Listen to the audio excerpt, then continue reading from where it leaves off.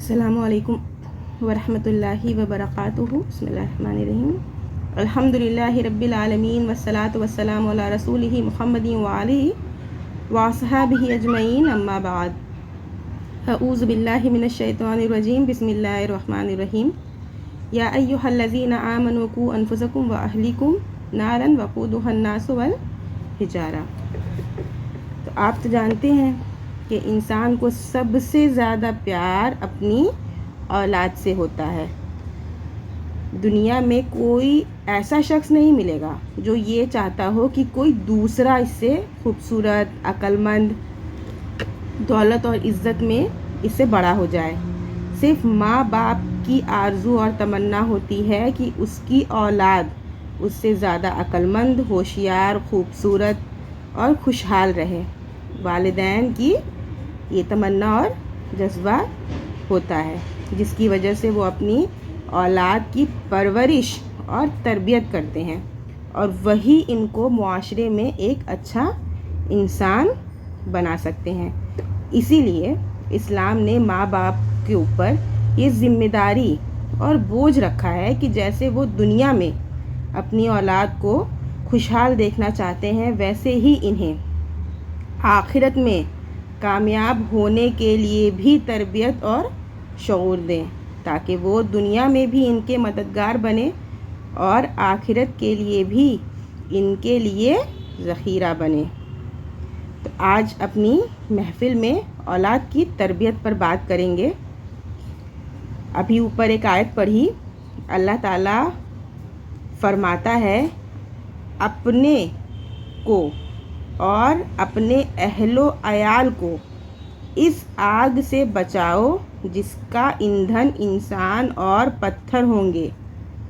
لہٰذا شوہر اور باپ کی ذمہ داری ہے کہ اپنی بیوی اور بیٹے اور بیٹیوں کو نیک اور دیندار بنائیں، انہی تعلیم اور تربیت اور بہترین کردار کا راستہ دکھائیں۔ ایسے ہی بیوی اور ماں کا بھی یہ فرض ہے۔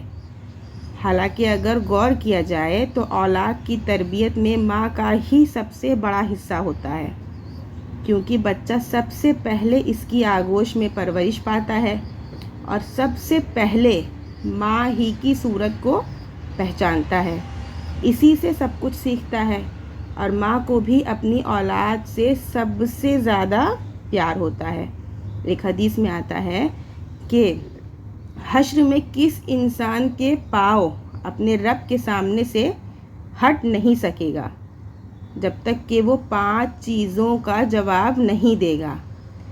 اپنی عمر کے بارے میں کہ کسی چیز میں گنوائی، جوانی کے بارے میں کہ کس چیز میں گزاری، مال کے بارے میں کہ کس جگہ سے کمایا، کس چیز میں صرف کیا، اور علم کے بارے میں علم حاصل کیا تو کیا عمل کیا۔ اور سنن کبریٰ بحیقی کی روایت میں بھی ہے کہ اس کی اولاد کے بارے میں بھی سوال کیا جائے گا کہ ماذا ادبتہ ماذا علمتہ، کہ اسے کیا ادب دیا اور کیا علم دیا۔ یہ جواب سبھی والدین کو اپنی اولاد کے بارے میں دینا ہے، اس کے بغیر کسی کو فرصت نہیں۔ اسلام نے جیسے اولاد کی تعلیم اور تربیت کی ذمہ داری دی ہے، ویسے ہی تربیت کا اسلوب بھی بتایا ہے۔ رسول اللہ صلی اللہ علیہ وسلم کا ارشاد ہے کہ کسی کے ہاں بچہ پیدا ہوتا ہے تو اس کا اچھا نام رکھے اور اسے اچھا ادب سکھائے۔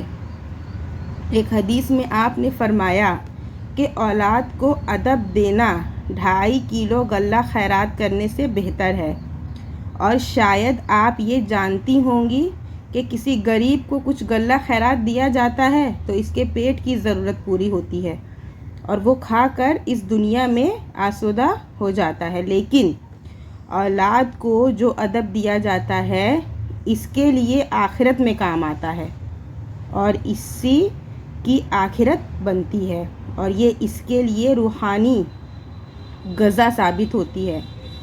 ایسے ہی رسول اللہ صلی اللہ علیہ وسلم نے یہ بھی فرمایا ہے کہ اپنے بچوں کا منہ لا الہ الا اللہ سے کھلواؤ، یعنی جب بچہ بولنے لگے تو سب سے پہلے اسے لا الہ الا اللہ سکھاؤ۔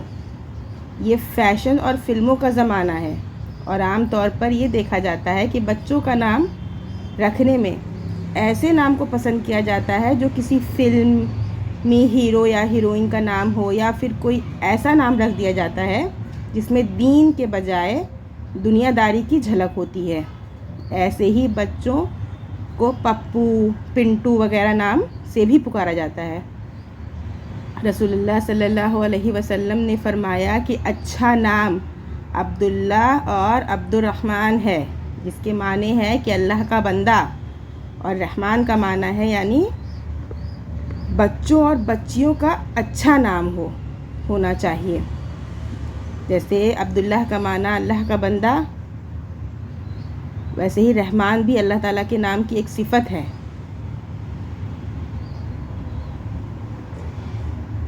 جس سے ان کا اللہ سے لگاؤ اور دین اسلام سے لگاؤ ظاہر ہوتا ہے، کیونکہ ان ناموں کا بھی بچوں اور بچیوں کی تربیت اور ذہن پر اثر پڑتا ہے۔ ہندوانہ نام اور ایسے ہی ایرانی نام جمشید، خورشید وغیرہ یا پروانہ، رخسانہ وغیرہ رکھنا درست نہیں ہے۔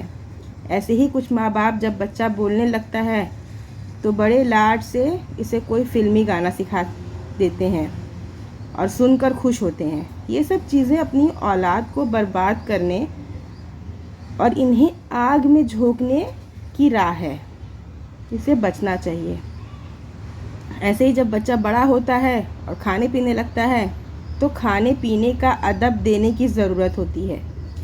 رسول اللہ صلی اللہ علیہ وسلم کی زیر تربیت ایک بچہ تھا، تو آپ نے اسے کھانے کے آداب سکھاتے ہوئے فرمایا کہ پہلے بسم اللہ کرو اور دائیں ہاتھ سے کھاؤ اور اپنے سامنے سے کھاؤ، کیونکہ حدیث میں ہے کہ وہ پلیٹ میں ادھر ادھر ہاتھ پھرایا کرتا تھا۔ ایسے ہی کھانے سے پہلے ہاتھ دھلنا اور کھانے کے بعد ہاتھ چاٹ کر اور پلیٹ صاف کرنا اور ہاتھ دھونا، اور اگر کچھ کھانا زمین پر گر جائے تو جگہ صاف ہے تو اٹھا کر کھا جانا اسلامی ادب میں سے ہے۔ اگرچہ اس فیشن کے دور میں اسے عجیب سمجھا جاتا ہے، لیکن رسول اللہ صلی اللہ علیہ وسلم کا ارشاد ہے کہ زمین پر کچھ گر جائے تو اسے صاف کر کے کھا جاؤ، کیونکہ تم یہ نہیں جانتے کہ کھانے کے کس حصے میں برکت ہے۔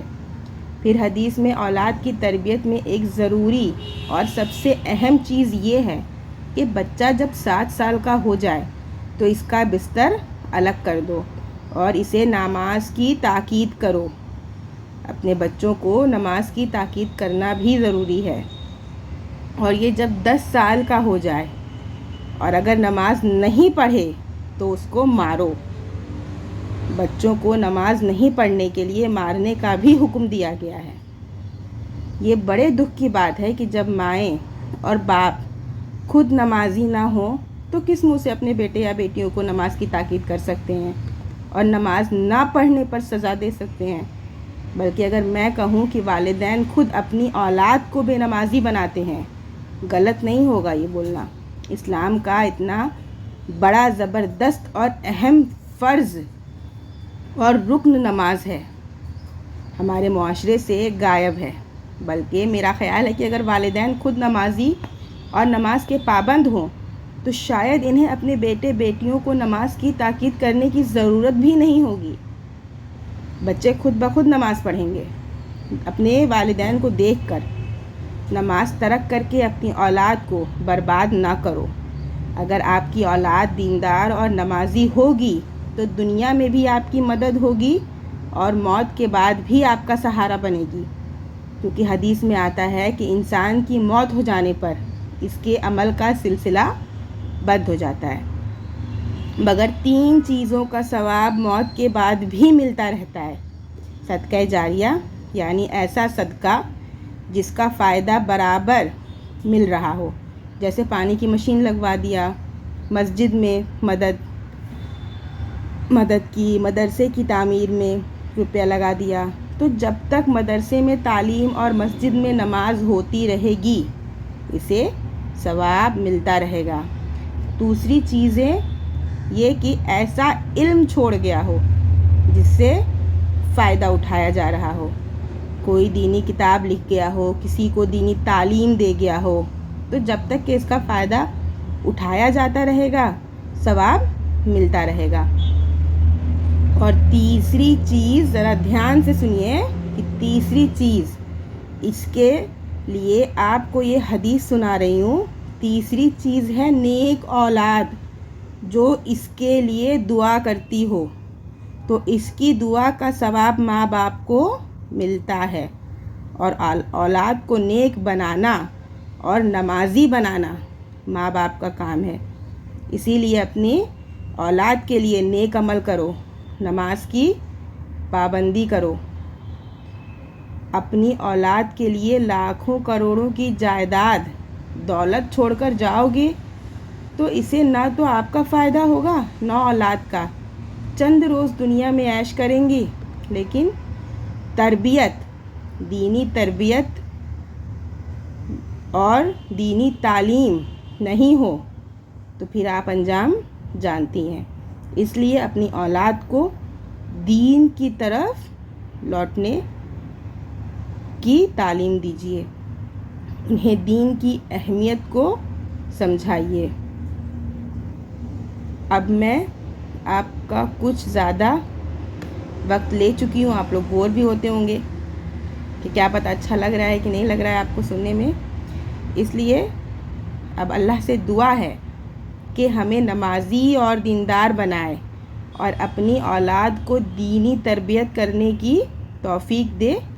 آمین وآخر دعوانا الحمدللہ رب العالمین۔ ایسے ہی چیزوں کو جاننے کے لیے، دینی باتوں کو سننے کے لیے please like, share and subscribe my channel. Thank you for watching this.